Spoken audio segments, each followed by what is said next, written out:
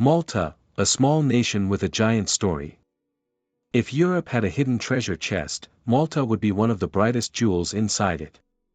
This tiny island nation, smaller than many cities in the world, has been at the crossroads of history for thousands of years. Sitting in the middle of the Mediterranean Sea, Malta has absorbed influences from every major civilization that ever ruled the waters around it, yet somehow, it has always managed to transform those influences into something uniquely its own. Most outsiders know Malta only for two things: the fluffy Maltese dog and sun-soaked beaches.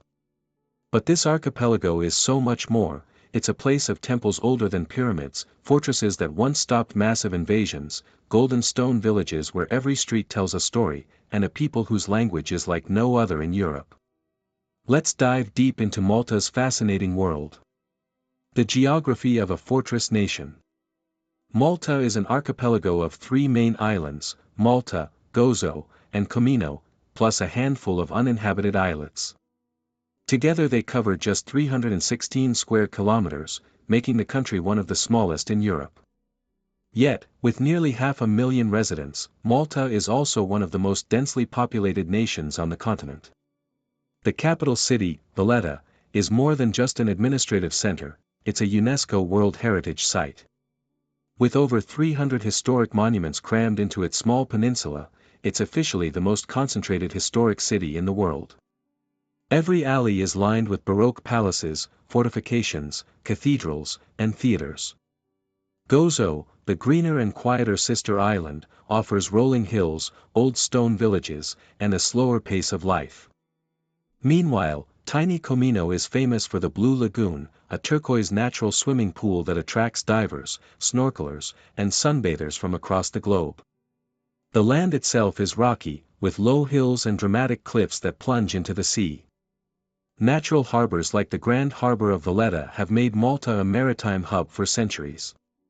Its position between Europe, North Africa, and the Middle East has always given it enormous strategic importance, sometimes a blessing, sometimes a curse. Nature and climate. Despite its size, Malta has a surprising variety of natural attractions. The climate is classically Mediterranean: hot, dry summers and mild, short winters. Rain is rare, which is why the islands lack rivers and lakes.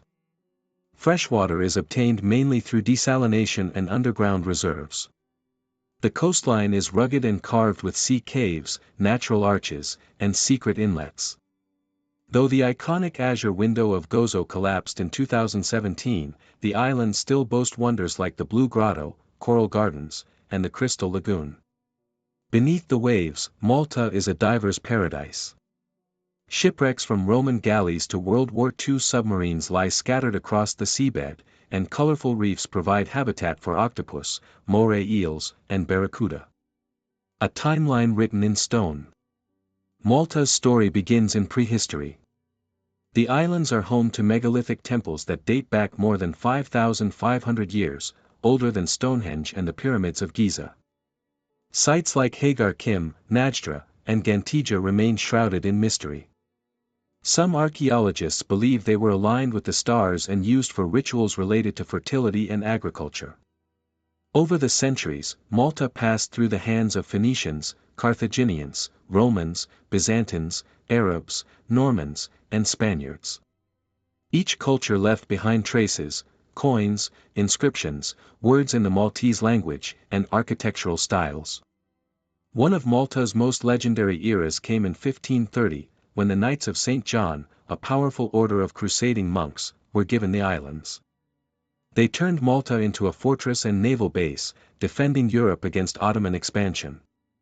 Their greatest moment came in 1565, during the Great Siege of Malta, when just a few thousand knights and locals managed to repel an Ottoman army of over 30,000. The victory became legendary across Europe and secured Malta's place as a bulwark of Christianity.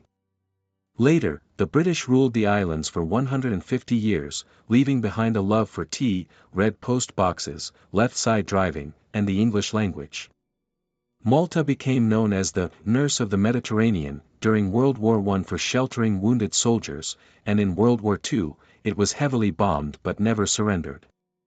The people of Malta were collectively awarded the George Cross by King George VI for their bravery. Today, the George Cross is still displayed on the national flag.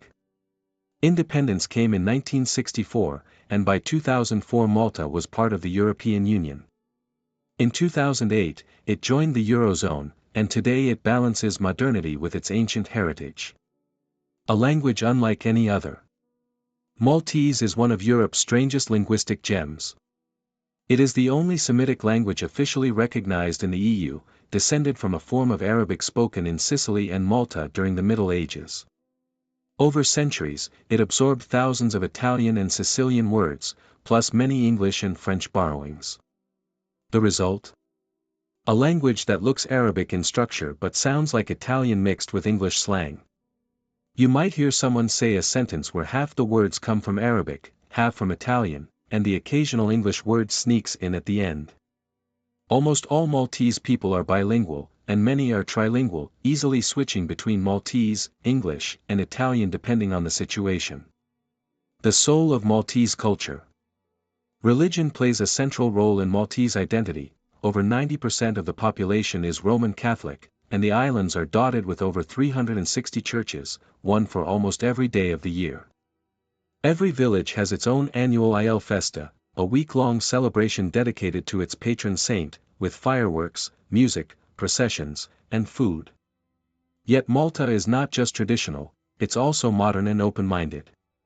The country has some of the most progressive laws in Europe regarding equality and LGBT rights. Crime rates are low, and community life is strong. Artisan crafts also endure. Maltese lace, once made by nuns, is still woven by hand today, and filigree jewelry, made from fine gold and silver threads, remains a national specialty. Cuisine, a blend of flavors. Maltese food is a reflection of its history. Italian influence brings pasta and pizza, while Arab heritage adds spices and stews.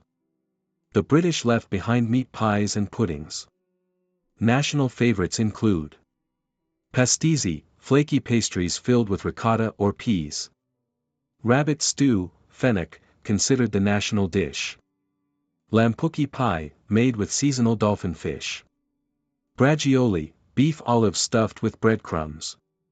Maltese sausage, spiced with coriander and pepper.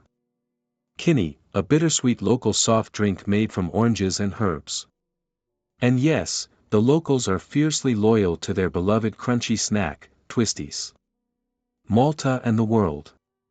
Though small, Malta has outsized connections. Italy and the UK are its closest cultural partners, shaping everything from language to football rivalries. Libya and Tunisia share historical ties and linguistic similarities. Australia, meanwhile, has the largest Maltese community outside Malta, as thousands emigrated there during the 20th century. On the global stage, Malta often acts as a neutral mediator. Its location between Europe and Africa has made it a bridge for trade, migration, and diplomacy. So, what is Malta? Malta is a paradox, a Catholic country with a Semitic language, a Mediterranean island with British quirks, a tiny nation that has changed the course of world history more than once. It's a place where you can step into a prehistoric temple at sunrise, swim in waters so clear they look unreal by noon, and enjoy a late-night street festival by evening. It may be small, but Malta is endlessly rich, an island that proves size has nothing to do with significance.